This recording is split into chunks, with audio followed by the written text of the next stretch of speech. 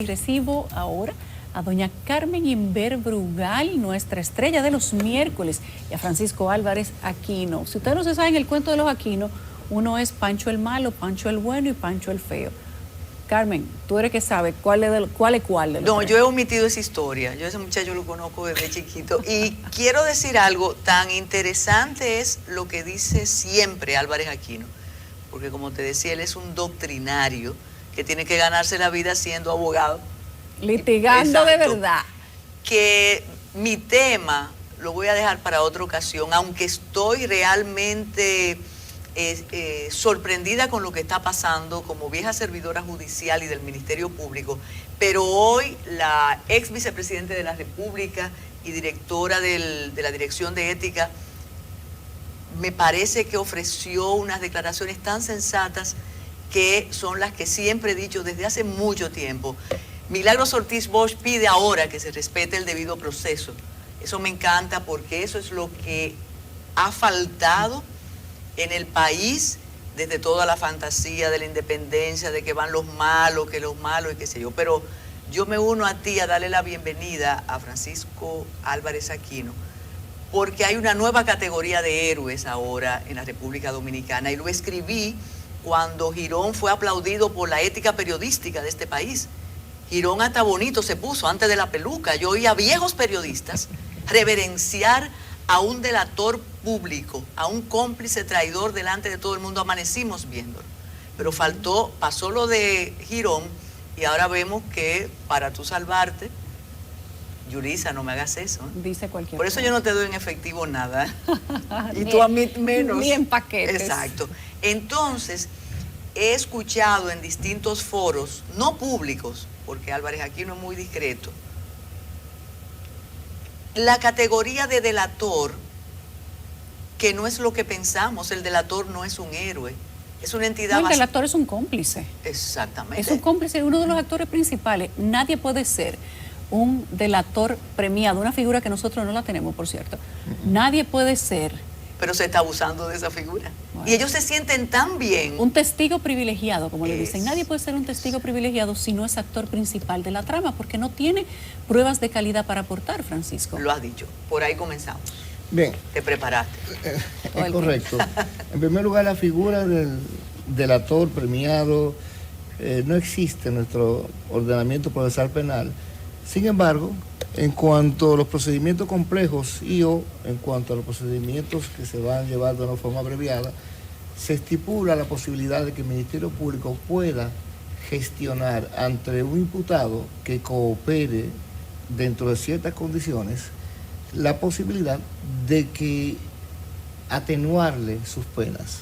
Ahora bien, yo creo que la figura de la delación premiada, independientemente de las diferentes denominaciones que tienen internacionalmente, la mejor forma de uno comprender cuando la delación premiada no premia a un delincuente, sino, puede suceder en muchos casos aquí y fuera, genera una complicidad sobre un delito entre la autoridad y el delator.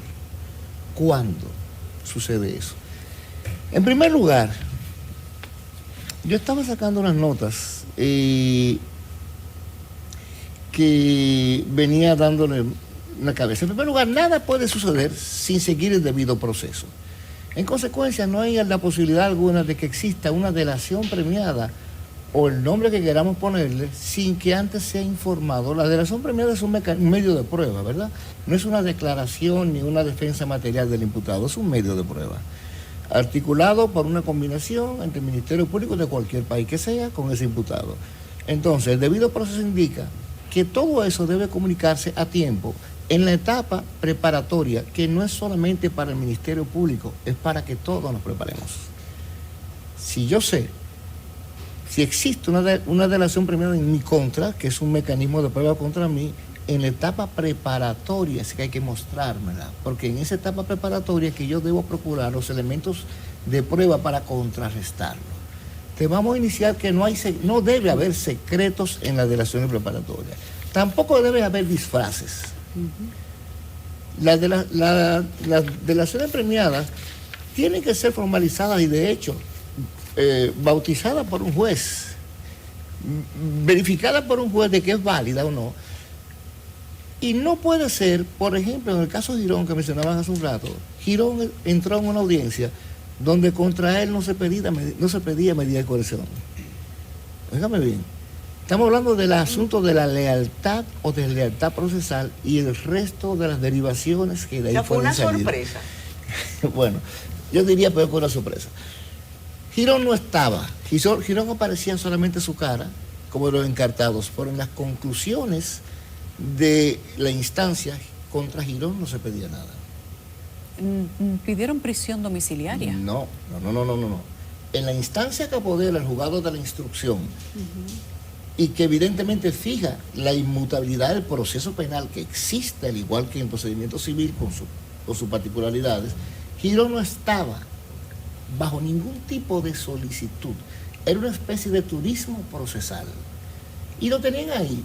Y 2 días antes, alguien mencionó una solicitud contra él. Me imagino que hasta en un tono bajito, y quizás nosotros no lo escuchamos en ese momento, pero Girón no estaba para eso. Para darle la oportunidad a él de disfrazar una defensa material como un acto de imputación puro y simple. Cuando Girón se para al final y dice, bueno, tengo que hablar mi defensa material, todos nosotros nos paramos y decimos, pero no tiene que defenderte de nada el Ministerio Público, y nosotros sabíamos por qué. El Ministerio Público no tiene nada contra ti. De hecho, hay una coinonía. No te tiene que defender porque no te están acusando. No te están pidiendo nada. Eso lo dice la instancia. O sea, eso no lo inventamos nosotros.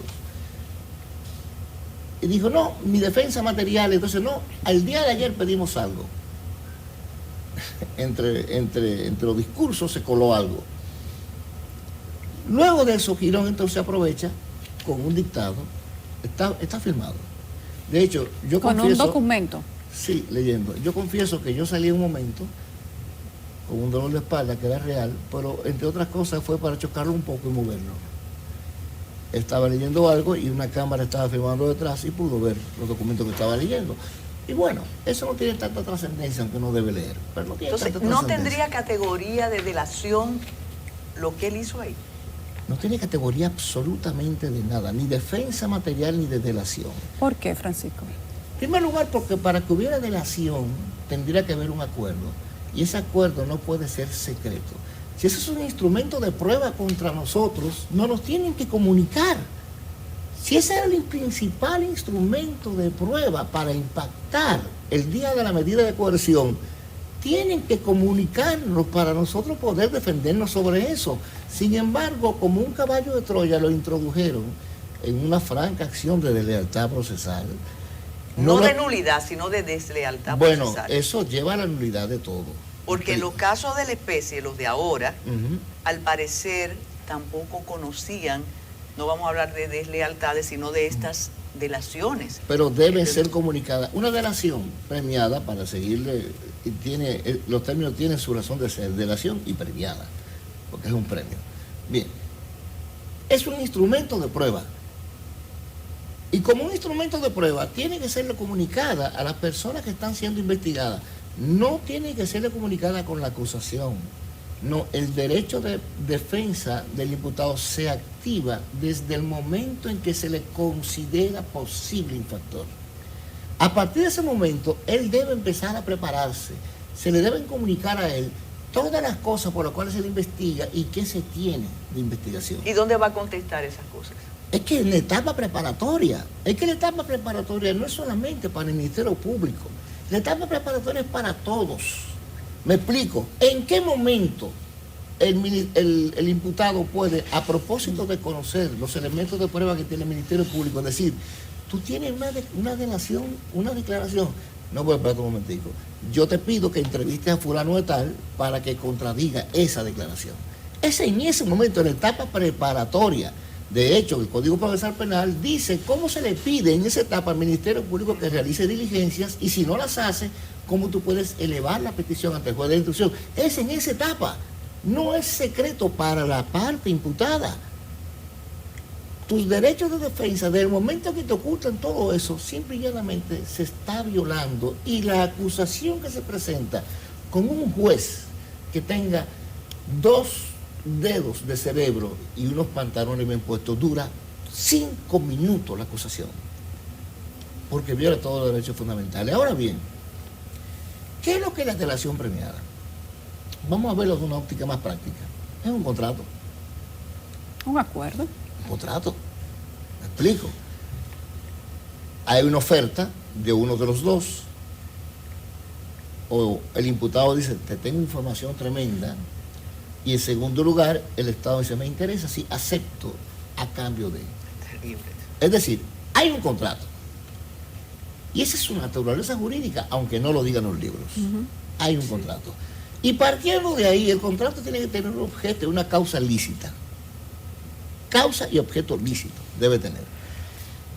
Y ahí entra un aspecto importantísimo. Ético no, ¿eh? No. Estamos hablando ya desde el punto de vista de enfocar, yo creo que de la forma más práctica y de verdad más sincera, jurídicamente hablando, la delación premiada. Cualquier delación premiada tiene validez per se, o puede ser impugnada también, puede ser impugnada, porque cualquier contrato que tenga un fin ilícito o un objeto ilícito, es decir, que haya sido generado y creado con la finalidad de yo lograr no hacer justicia, sino castigar a fulano de tal, aunque eso implique sacar a mengano de tal, que es habitualmente lo que está pasando, ya el objeto de la delación premiada quedó fuera. Tiene una causa y un objeto ilícito. De hecho, dentro de los principios jurídicos que rigen la delación premiada, está uno básicamente, que es el de la eficacia. Y yo le voy a decir 2 cosas. Cuando ustedes ven qué tan eficaz es lo que declara esa persona, y te dice que tienen 12.000 páginas de pruebas, entre las cuales debe haber revistas de vanidades y muchas otras cosas más, por experiencia. Ya vanidades no se publica, ¿o sí? Vanidades se publica. Sí, pero las viejas se colocan. Ah. Hacen cuerpo. Bien.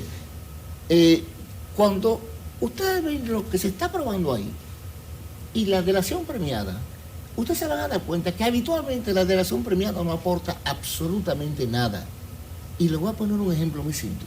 O sea, que te parece que lo que él aporta Girón en aquel caso no va a servir, y que lo que han aportado los cercanos de Jean Alain tampoco van a servir. Bien, te lo tengo por escrito. No sabemos lo que aportó el de España, pero lo que También aportó el arquitecto aquí es público. Sí. Ahí voy.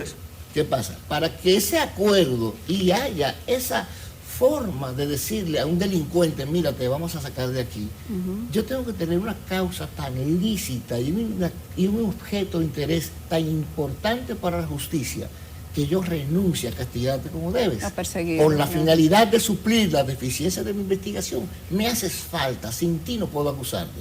Casi siempre todo lo que dicen ahí está en el expediente. Y les voy a poner un ejemplo práctico para llorar.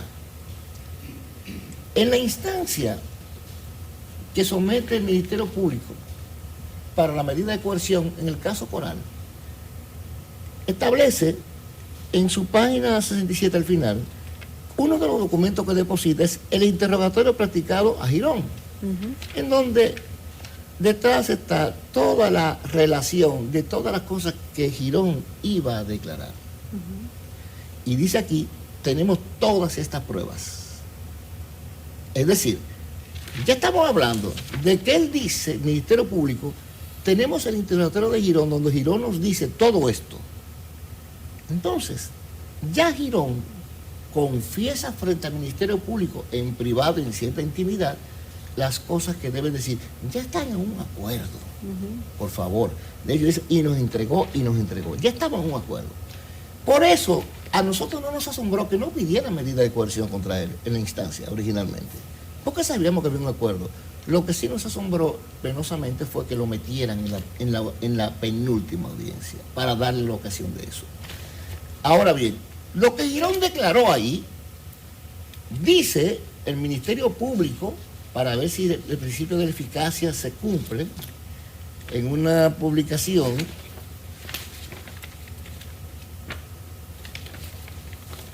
perdóname, que me asistas en esto. El Ministerio Público, saliendo de la audiencia de Girón, declara en muchas publicaciones, la magistrada dice, el Ministerio Público tiene las pruebas de las declaraciones de Raúl Girón. Y aquí se explayan diciendo todo eso lo tenemos, es cierto, y no lo tenemos ahí. Si tú tienes un interrogatorio, si tú tienes todas esas pruebas físicamente hablando, ¿para qué un acuerdo de delación premiada? Ya la efectividad no tiene sentido. La causa del contrato no existe salvo que sea con una finalidad distinta de completar el vacío de una investigación. O de beneficiar al que delató. Pero no puede ser que ese acuerdo se haya dado también en el interrogatorio, que esa especie de negociación, como tú dices. Es que ella dice que tiene ya todas las pruebas, me pero explico. tal vez la aportó el testigo, ¿no? No, bueno, vamos a suponer que lo haya aportado el testigo. Bueno, ella dice que esa noche, y leo, entre comillas, tenemos toda la prueba en nuestras manos. Sobre si hubo una negociación o no, eso lo diremos después. Entre anoche hasta la madrugada estuvimos pensando en cómo formular la audiencia, etcétera, etcétera, y cómo ordenar el expediente. Pero usted lo que quiere decir que lo aportado por Girón no alteraba en nada el trabajo previo que ya tenía el Ministerio Girón Público. fue un show montado. ¿Pero bajo, para qué? Para que el público se enterara. Claro, para que el público cocinara a los imputados, porque parte de la labor del persecutor es eliminar dramáticamente La la presunción de dignidad y inocencia. la existencia de los imputados. Y cuando salen sobre eso, Girón dice la verdad, es lo que están saliendo aquí, en público, ¿verdad? Girón dice la verdad, tenemos todas las pruebas sobre eso. Entonces, ¿por qué tú llegas a un acuerdo con Girón si tú la tenías desde antes? De hecho, menciona una fecha anterior al interrogatorio de Girón. Este podría ser quizás el mismo análisis para las personas que están siendo testigos privilegiados en el caso de Medusa.